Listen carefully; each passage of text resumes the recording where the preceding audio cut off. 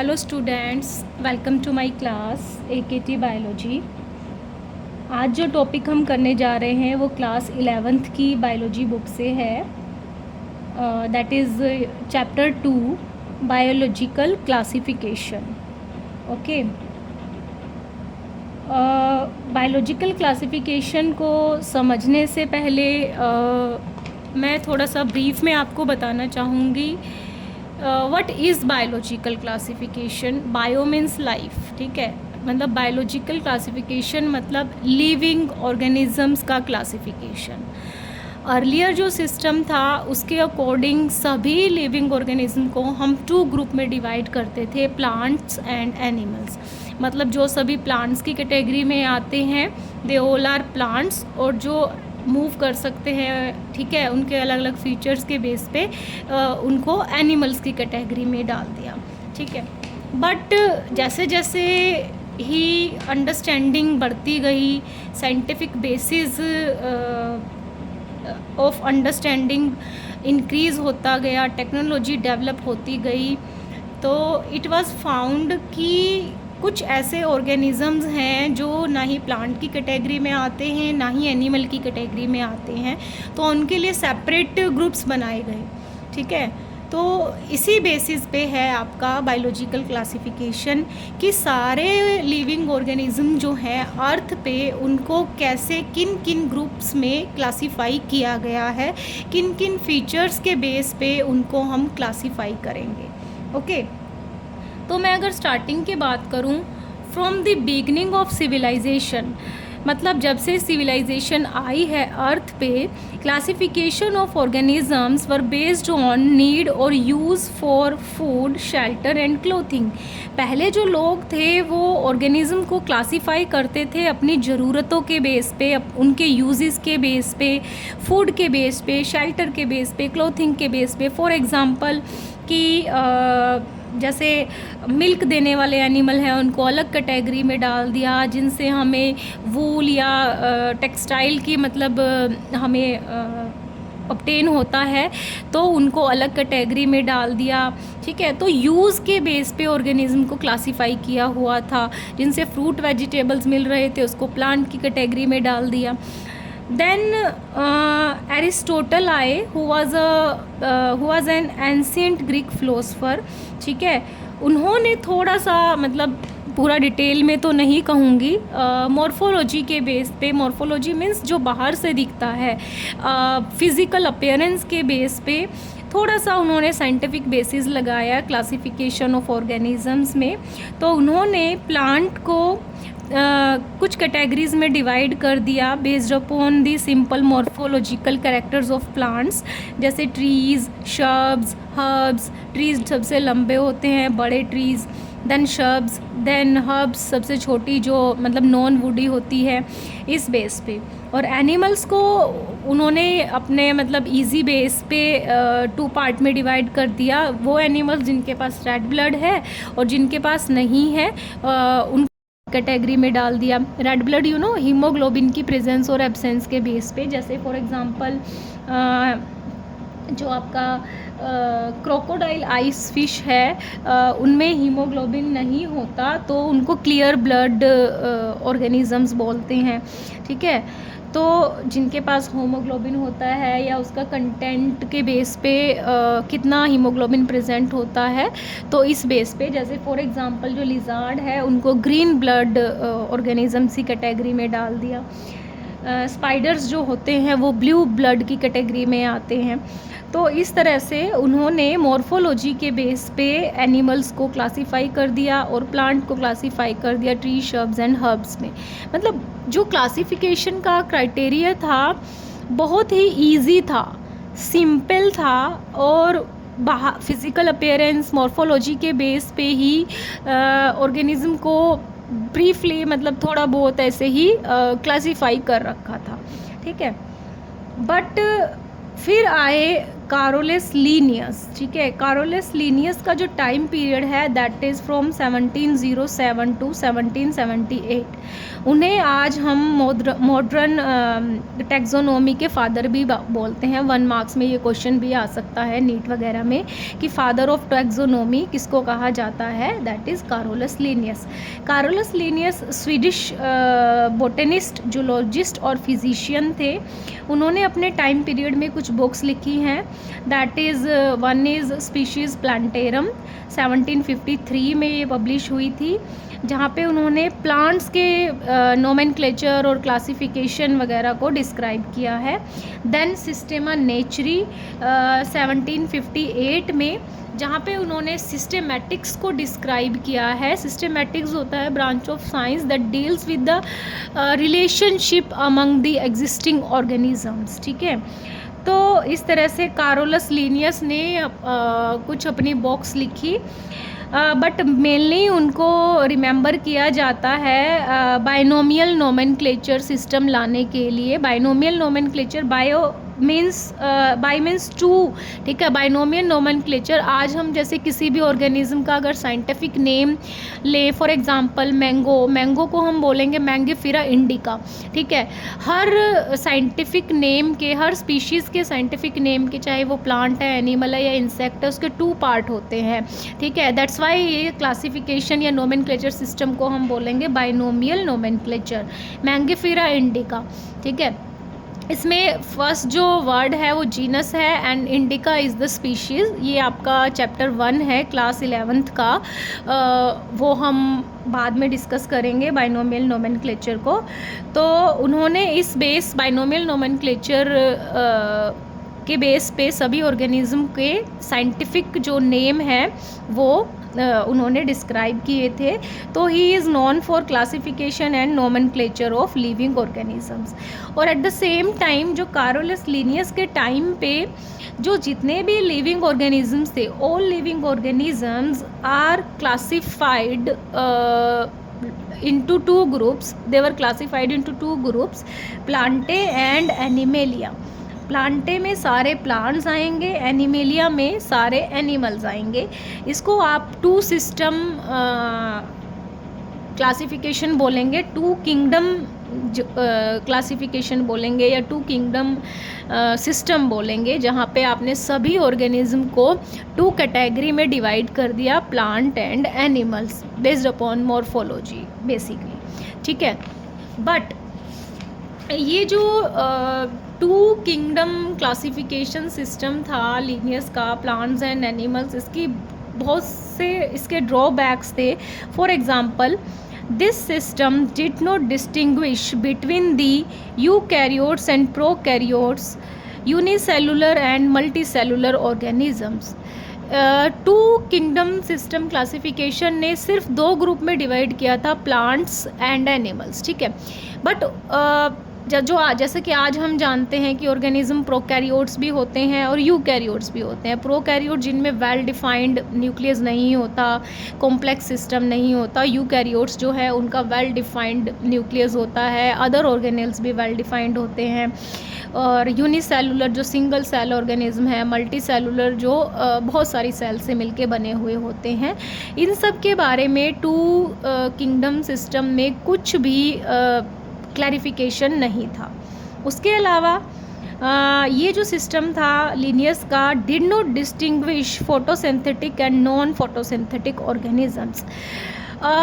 आपको पता ही है ऑर्गेनिज्म जो होते हैं जो अपना फूड खुद बनाते हैं with the help of sunlight, वो फोटोसिंथेसिस करते हैं और उनको हम ऑटोट्रॉफ बोलते हैं, और इस कैटेगरी में प्लांट्स आते हैं मेनली, ठीक है। और जो अपना फूड खुद नहीं बनाते उनको हम हेट्रोट्रॉफ बोलते हैं, मतलब वो फोटोसिंथेसिस नहीं करते, वो हो गए नॉन फोटोसिंथेटिक ऑर्गेनिजम्स।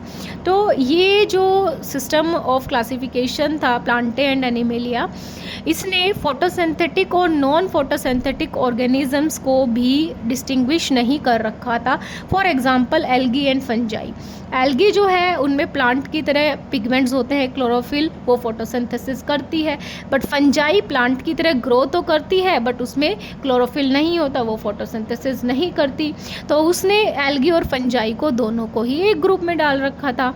तो इस तरह से ये सिस्टम फेल हो गया कि नॉन फोटोसिंथेटिक और फोटोसिंथेटिक ऑर्गेनिजम्स को अलग अलग कैटेगरी में इसने नहीं डाला था।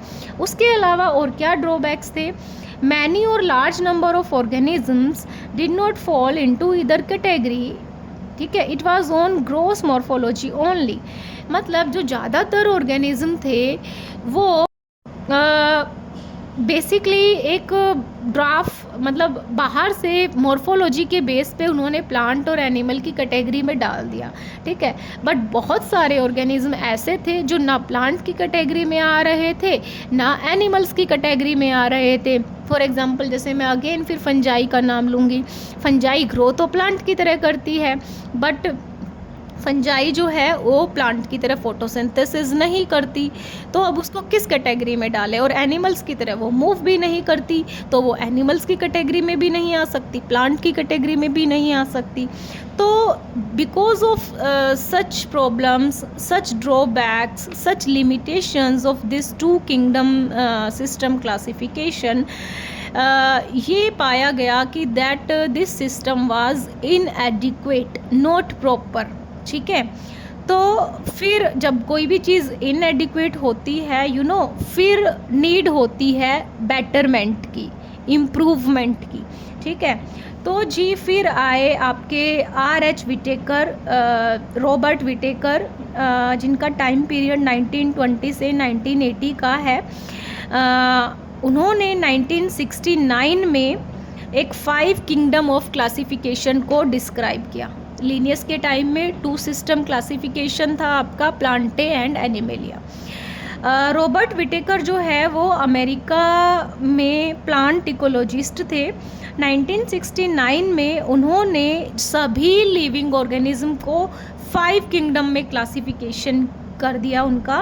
एंड वो जो किंगडम है जो उन्होंने डिस्क्राइब किए सेल की स्ट्रक्चर के बेस पे कि सभी ऑर्गेनिज्म में किस किस टाइप की सेल है, वो यूनिसेलुलर है या मल्टी सेलुलर है, उनके थैलस ऑर्गेनाइजेशन के बेस में, बॉडी ऑर्गेनाइजेशन के बेस पे, मोड ऑफ न्यूट्रिशन, वो किस तरह से अपना फूड बनाते हैं, ऑटोट्रोफ है, हेट्रोट्रोफ है। ठीक है, रिप्रोडक्शन किस तरह से होता है, एसेक्सुअल है, सेक्सुअल है या वेजिटेटिव है, या उसके अलावा फाइलोजेनेटिक रिलेशनशिप्स ऑर्गेनिजम्स में क्या है। फाइलोजेनेटिक रिलेशनशिप्स होता है कि उनकी एंसेस्ट्रल हिस्ट्री क्या है, कौन से ऑर्गेनिज्म से वो सिमिलर है, किससे वो डिससिमिलर है। ठीक है, तो इस बेस पे उन्होंने 5 किंगडम ऑफ क्लासिफिकेशन बनाया और उन 5 किंगडम्स को आज हम जानते हैं। Number 1 Monera, number 2 protista, number 3 fungi, number 4 Plantae and number 5 animalia. Plantae और एनिमेलिया तो पहले भी थे, उन्होंने 3 और इसमें ऐड कर दिए, मोनेरा, प्रोटिस्टा, फंजाई, जो इससे लोअर ग्रुप है। ठीक है, वही जैसे अब एग्जाम्पल के तौर पे मैं अगर बात करूँ, फंजाई जो है it grow like plant but they do not perform photosynthesis. Plant का फीचर है कि वो ग्रो करती है प्लांट की तरह बट फोटोसिंथेसिस उसमें नहीं होती। उसके अलावा जैसे आपको पता है कि अब आपको पता है कि प्लांट की सेल वॉल सेलुलोज की बनी होती है। ठीक है, और फंजाई की सेल वॉल जो है काइटिन की बनी होती है। Chitin is a polysaccharide. ठीक है, तो दोनों की जो सेल वॉल है फंजाई और प्लांट की, वो अलग अलग पॉलीसेकेराइड से मिलके बनी है। वो सेलुलोज से बनी है और फंजाई की काइटिन से बनी है। तो फंजाई को हम प्लांट कैटेगरी में कैसे डाल सकते हैं कि सेल वॉल कॉम्पोजिशन भी अलग है, ये फोटोसिंथेसिस भी नहीं करती है, तो इसीलिए ज़रूरत पड़ी और उसको एक सेपरेट ग्रुप में डाल दिया जिसको आज हम फंजाई बोलते हैं। ओके, तो ये कह सकते हैं कि हम जो विटेकर क्लासिफिकेशन ऑफ सिस्टम था उनका क्राइटेरिया ऑफ क्लासिफिकेशन चेंज हो गया। उन्होंने सिंपली मॉर्फोलॉजी के बेस पे क्लासिफाई नहीं किया ऑर्गेनिजम्स को, and depend upon the improvement in our understanding. कि अंडरस्टैंडिंग में जैसे जैसे इम्प्रूवमेंट होती गई, ठीक है, उस तरह से उन्होंने क्लासिफिकेशन किया understanding of characteristics and evolutionary relationship की जितने भी कैरेक्टरिस्टिक फीचर्स हैं, जैसे जैसे हमें पता लगता गया कि सेल वॉल क्या होती है, यूनिसेलुलर क्या होते हैं, मल्टीसेलुलर, प्रोकैरियोट, यूकैरियोट, इस बेस पे उन्होंने बॉडी ऑर्गेनाइजेशन के बेस पे, सेल स्ट्रक्चर के बेस पे 5 किंगडम ऑफ क्लासिफिकेशन दे दिया, that was Monera, Protista, Fungi, Plantae and animalia, ठीक है। बट इसी बीच में 1969 में विटेकर ने 5 किंगडम ऑफ क्लासिफिकेशन दिया था। इसी बीच में बेटा 1990 में कार्ल वॉस आए, उन्होंने एक 3 डोमेन सिस्टम दिया।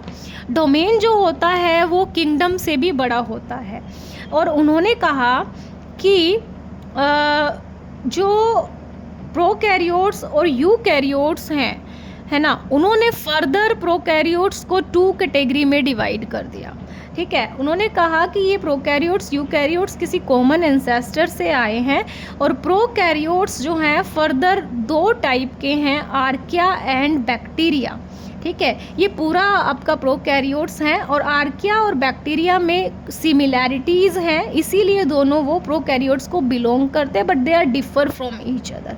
और यूकैरियोट्स तो आपको पता ही है, अलग ग्रुप हो गया आपका, ठीक है।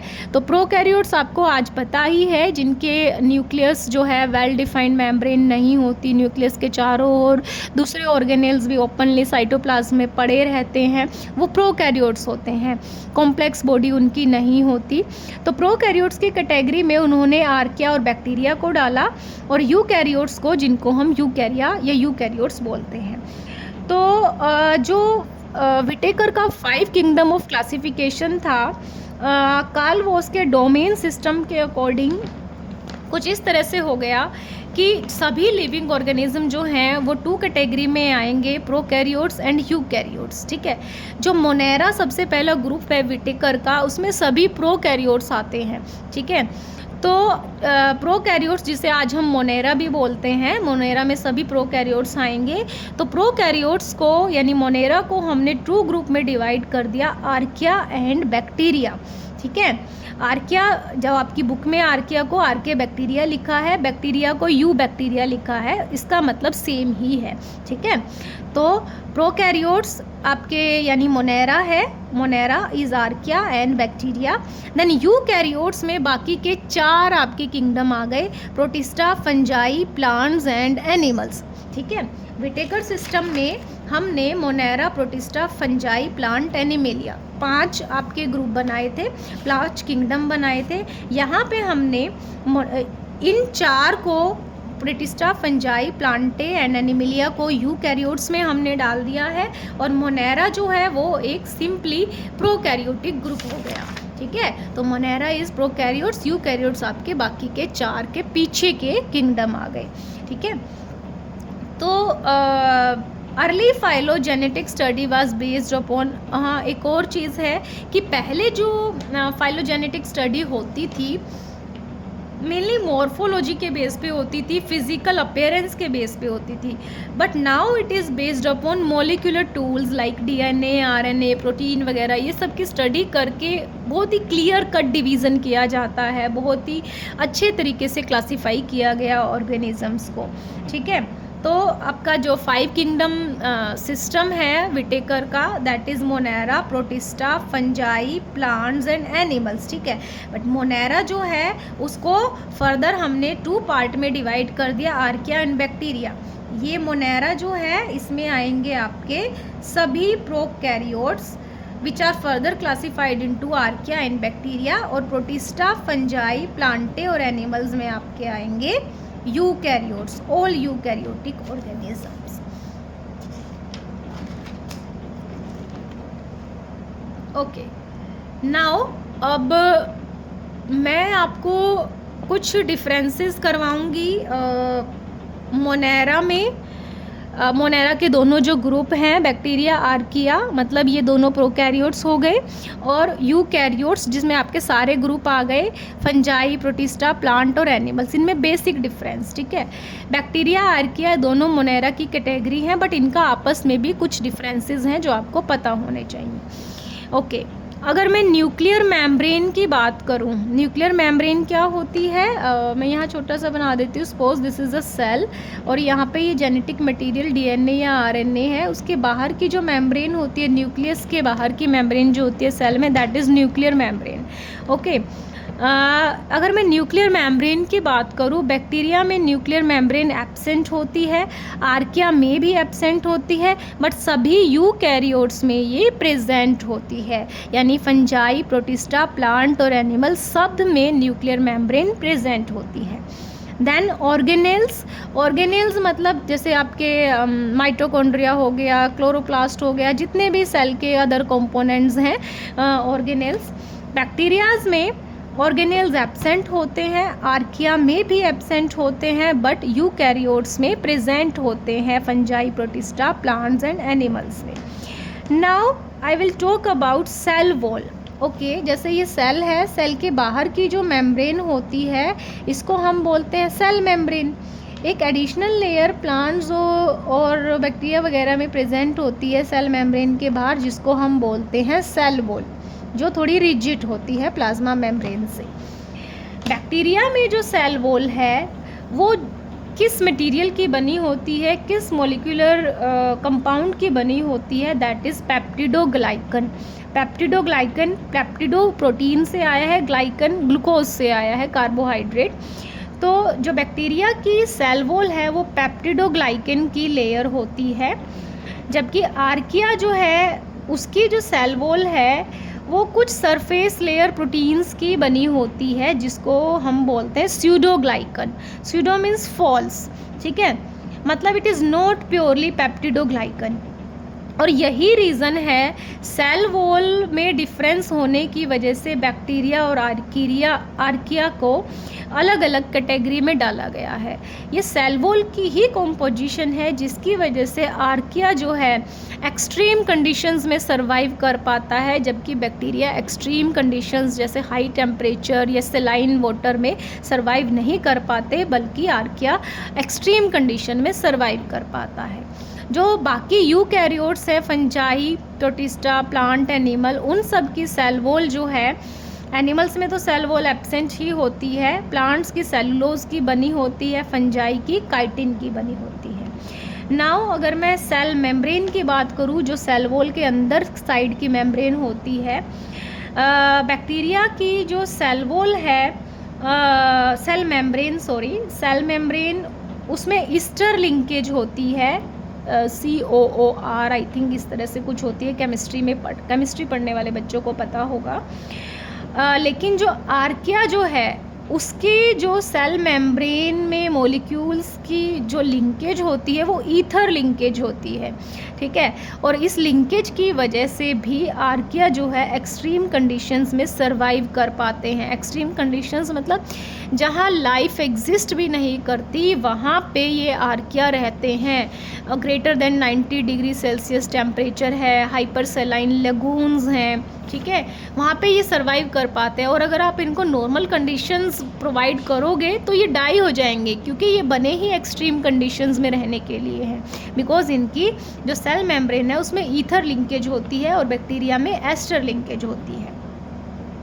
देन यूकैरियोट्स की सेल मेम्ब्रेन आप सबको पता है फॉस्फोलिपिड्स की बनी होती है और उसमें भी एस्टर लिंकेज होती है बैक्टीरिया की तरह। देन सर्कुलर क्रोमोसोम मतलब कि जो डीएनए है या जो जेनेटिक मटेरियल है वो सर्कुलर होता है। बैक्टीरिया का yes it is circular, archaea में भी सर्कुलर होता है, बट यूकैरियोट्स में सभी में लीनियर होता है। इस तरह से डबल हेलिकल स्ट्रक्चर होती है और ये लीनियर होता है, सर्कुलर नहीं होता। इंट्रॉन्स होते हैं आपका डीएनए जो होता है, जो जेनेटिक मटेरियल होता है, इसके बारे में आप क्लास 12th में डिटेल में पढ़ोगे। डीएनए के 2 सेगमेंट होते हैं, एक्सॉन्स एंड इंट्रॉन्स। एक्सॉन्स वो रीज़न होते हैं डीएनए के जो किसी ना किसी प्रोटीन को कोड करते हैं, और इंट्रॉन्स वो जंक पार्ट कह लो आप, and they do not code for any protein. ठीक है, तो बैक्टीरिया में इंट्रॉन्स होते ही नहीं है, या एक आध में होते भी है तो रेयर होते हैं। आर्किया में कुछ इंट्रॉन्स प्रेजेंट होते हैं, और यूकैरियोट्स में मोस्टली में इंट्रॉन्स होते हैं एक्सॉन्स के साथ। Then response to antibiotics, bacteria जो है एंटीबायोटिक्स की वजह से उनकी ग्रोथ इनहिबिट हो जाती है, रुक जाती है। अब हमें कोई बैक्टीरियल इन्फेक्शन होता है तो डॉक्टर हमें प्रिस्क्राइब करता है एंटीबायोटिक्स। जैसे ही हम एंटीबायोटिक्स लेते हैं बैक्टीरियल इन्फेक्शन ख़त्म हो जाता है, क्योंकि उनकी ग्रोथ इनहिबिट हो गई because of particular antibiotics for that particular bacteria. Archaea जो है वो एंटीबायोटिक्स को रेजिस्ट करते हैं। ठीक है, बिकॉज उनकी जो सेल वॉल होती है उस वजह से एंटीबायोटिक्स का उन पर कोई असर नहीं होता। यूकैरियोट्स वो भी रेजिस्ट करते हैं एंटीबायोटिक्स को। We are eukaryotes. ठीक है, अगर हम एंटीबायोटिक्स से हमारी ग्रोथ इनहिबिट हो रही होती या कुछ प्रॉब्लम, ठीक है, अगर हम एंटीबायोटिक्स खा रहे हैं तो हमें हमारा भी मतलब फिर लॉस ही होता ना, तो इसीलिए हम लोग भी एंटीबायोटिक्स के रेजिस्टेंट हैं। ठीक है, देन आरएनए पॉलीमरेज वो एंजाइम होता है किसी भी सेल में जो डीएनए से आरएनए बनाता है। ठीक है, ये कई टाइप का होता है आरएनए पॉलीमरेज 1, 2, 3। ठीक है, बैक्टीरिया में आरएनए पॉलीमरेज सिर्फ एक ही टाइप का होता है, ओनली 1 टाइप, एंड आर्किया में कई टाइप का होता है, और मोस्टली यूकैरियोट्स में 3 टाइप का होता है। 1, 2, 3 तीनों ही होते हैं। अब अगर मैं ग्रोथ की बात करूं कि ये किस टेम्परेचर पे ग्रो करते हैं, मतलब 100 डिग्री सेल्सियस टेम्परेचर है या उससे ज़्यादा है तो बैक्टीरिया ग्रो नहीं करेंगे। आर्किया जो है मोस्टली या सम स्पीशीज़ ठीक है वो ग्रो करेंगे, क्योंकि जैसा मैंने पहले बताया इनकी सेल मेम्ब्रेन में ईथर लिंकेज होती है, सेल वॉल जो है अलग प्रोटीन की बनी होती है, जिस वजह से ये स्पेशल हो जाते हैं और they can survive greater than 100 degree Celsius temperature. Eukaryotes भी इतने हाई टेम्परेचर पे सर्वाइव नहीं कर सकते। So these are the basic differences between this bacteria, archaea and all eukaryotes। ये बेसिक डिफरेंसेस है, वैसे तो और भी डिफरेंसेस होते हैं। ठीक है, तो ये दोनों आपका मोनेरा ग्रुप हो गया, ये बाकी सारे आपके fungi, protista, plant and animals हो गए। ये टेबल आपको लर्न होनी चाहिए अगर आपको आगे क्लासिफिकेशन को डिटेल में समझना है तो। You can take the screenshot for your future study. Next, okay, अब जैसे हमने कर लिया कि तो हमने अभी तक ये पढ़ लिया कि सबसे पहले आपका जो क्लासिफिकेशन सिस्टम था वो प्लांट और एनिमल के बेस पे था। प्लांट्स और एनिमल 2 ग्रुप में था, लीनियस ने जो दिया था। देन आपके विटेकर आए, उन्होंने Monera, Protista, Fungi, plants and animals दिया।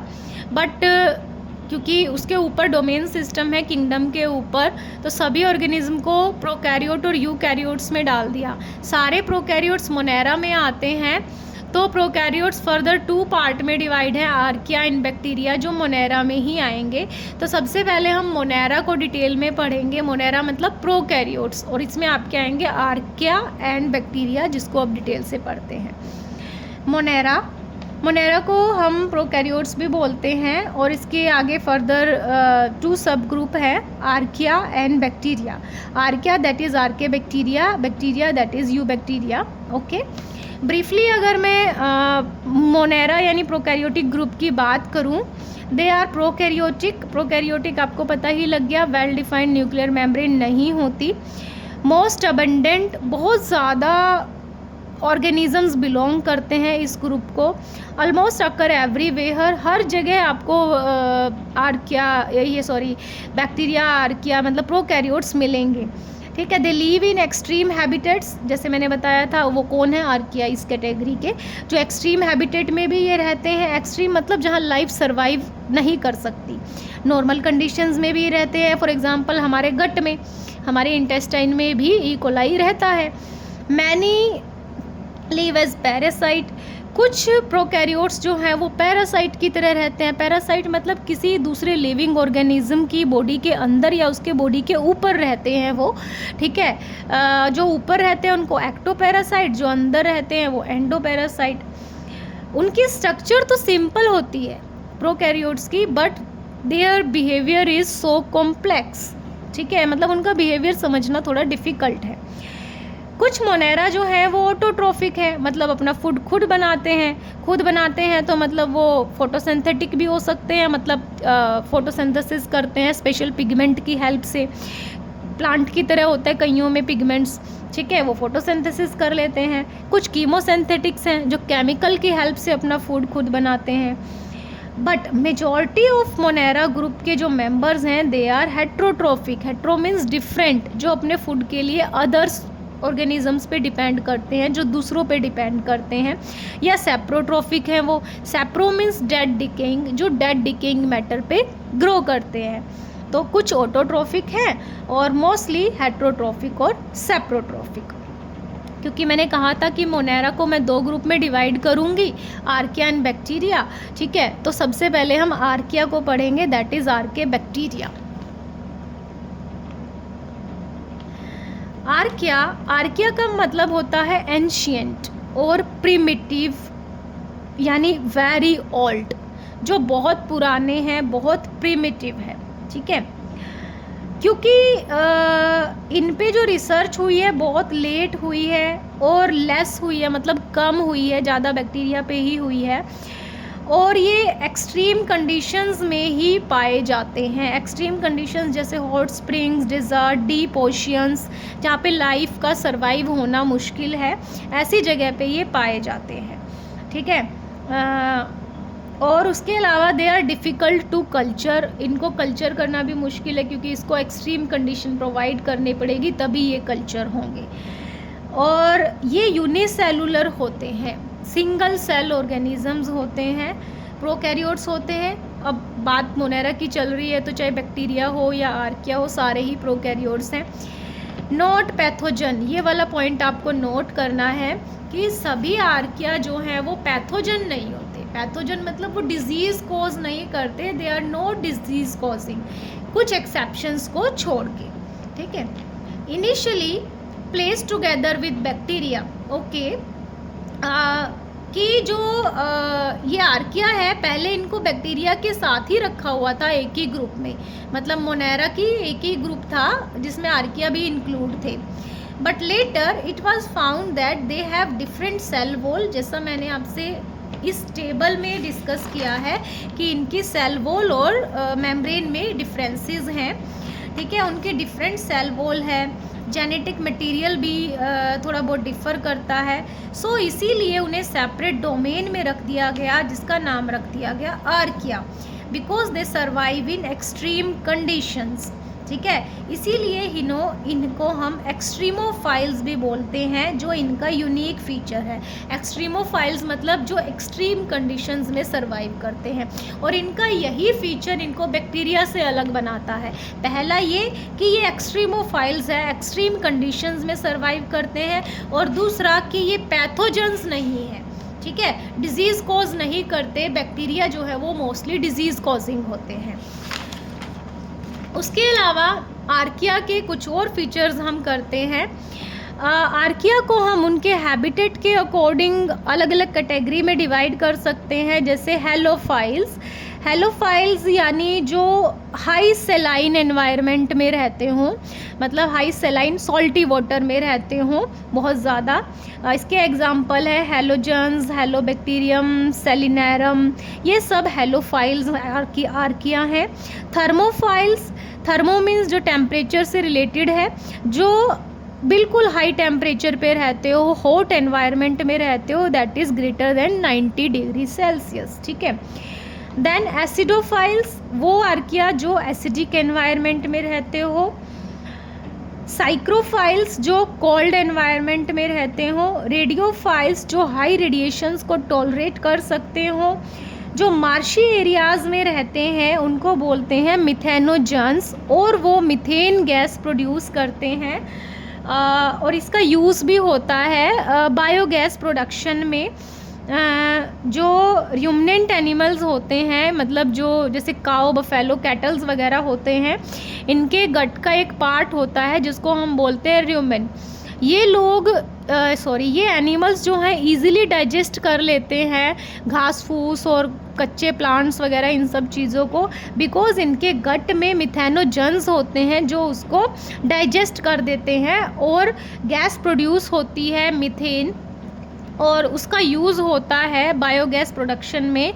ये आप क्लास 12th में पढ़ोगे, और शायद आपने 10th में भी थोड़ा बहुत पढ़ा होगा कि जैसे कैटल्स के डंग से बायोगैस प्रोड्यूस करवाते हैं, और फिर उसका बायोगैस प्लांट बनता है, और उससे जो गैस प्रोड्यूस होती है उसका घरों में इलेक्ट्रिसिटी और फ्यूल पर्पज़ के लिए उसको यूज़ किया जाता है, ठीक है।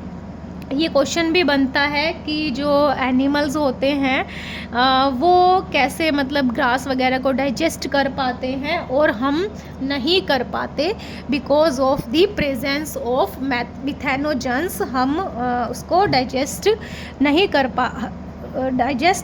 कर पाते क्योंकि हमारे पास मिथेनोजन्स नहीं होते। उसके अलावा कुछ जो आपके आर्किया हैं वो मॉडरेट एनवायरनमेंट में मिलते हैं। वैसे तो आर्किया सभी आपके एक्सट्रीम कंडीशंस में मिलते हैं, कुछ नॉर्मल थोड़े से मॉडरेट एनवायरनमेंट में मिलते हैं, जैसे इसका एग्जांपल हो गया मिथेनोजन्स।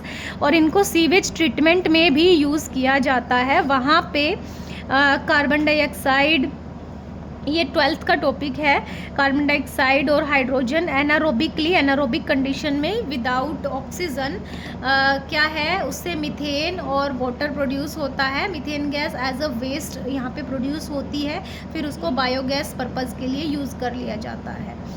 उसके अलावा कुछ जो आर्किया होते हैं वो फोटोसिंथेसिस भी करते हैं। उनमें क्लोरोफिल तो नहीं होता, दूसरे पिगमेंट्स होते हैं जिसकी हेल्प से वो थोड़ा बहुत अपना फूड प्रिपेयर कर सकते हैं। So this is all about archaea, जो मोनेरा ग्रुप को बिलोंग करता है। आर्किया में हम यही करेंगे कि ये बहुत ही ओल्ड और प्रिमिटिव स्पीशीज़ हैं और एक्सट्रीम कंडीशंस में सरवाइव कर पाती हैं इनकी सेल वॉल कॉम्पोजिशन की वजह से। यूनिसेलुलर प्रोकैरियोट्स हैं, पैथोजन्स ये नहीं हैं, कुछ एक्सेप्शंस को छोड़ के। एक्सट्रीमोफाइल्स हैं, ये इनका यूनिक फीचर्स हैं। अकॉर्डिंग टू हैबिटेट हम इनको हेलोफाइल्स, थर्मोफाइल, एसिडोफाइल, साइक्रोफाइल्स, रेडियोफाइल्स, मिथेनोजन्स की कैटेगरी में डिवाइड करते हैं। मिथेनोजन्स ही ओनली ऐसे आर्किया है जो एक्सट्रीम कंडीशंस के बजाय मॉडरेट एनवायरनमेंट में रहते हैं। इनका यूज़ होता है सीवेज ट्रीटमेंट प्लांट्स में और बायोगैस प्लांट में फॉर प्रोडक्शन ऑफ बायोगैस। कुछ आर्किया ऐसे हैं जो थोड़ा बहुत फोटोसिंथेसिस करके with the help of other pigment वो अपना फूड खुद बना लेते हैं। That is all about archaea, जो आपका मोनेरा को बिलोंग कर रहा था। हमने आर्किया कर लिया है। Next is bacteria. बैक्टीरिया को समझने के लिए मुझे एक सेपरेट लेक्चर बनाना पड़ेगा, बिकॉज़ उसको आपको डिटेल में पढ़ना है, थोड़ा लार्ज ग्रुप है, उसके सारे फीचर्स हम करेंगे, उसके लिए मैं सेपरेट वीडियो बनाऊंगी। ओके, तो इस लेक्चर में आपको करना है कि पहले कैसे बायोलॉजिकल क्लासिफिकेशन होता था, फिर लीनियस ने क्या दिया, देन विटेकर ने क्या दिया, फिर डोमेन सिस्टम, और डोमेन में फिर आपको मोनेरा समझना है कि मोनेरा में क्या क्या फीचर्स होते हैं, फिर मोनेरा में आर्किया के फीचर्स आपको करने हैं, ठीक है। Then next part of Monera is bacteria, जो मैं आपका नेक्स्ट वीडियो में कराऊंगी, और इसीलिए भी मैं सेपरेट वीडियो बना रही हूँ। वैसे तो मैं एक ही बना देती, ये थोड़ा बहुत ज़्यादा एक ही वीडियो में हो गया, लेंथी और कंफ्यूजिंग हो जाएगा ये। हम इनको सेपरेट वीडियो में स्टडी करेंगे सो दैट आप इसको ईजिली कंज्यूम कर सको अपने ब्रेन में, ठीक है। That's all about today.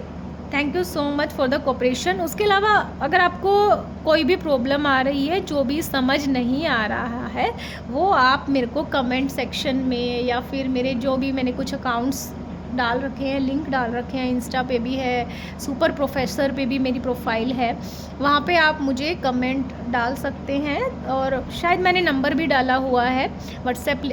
आप गूगल पे जाएंगे तो गूगल पे आपको मेरे सेंटर का नाम विद माय व्हाट्सएप लिंक सब कुछ है, तो आप मुझे वहाँ से कांटेक्ट कर सकते हैं for any query. Thank you so much.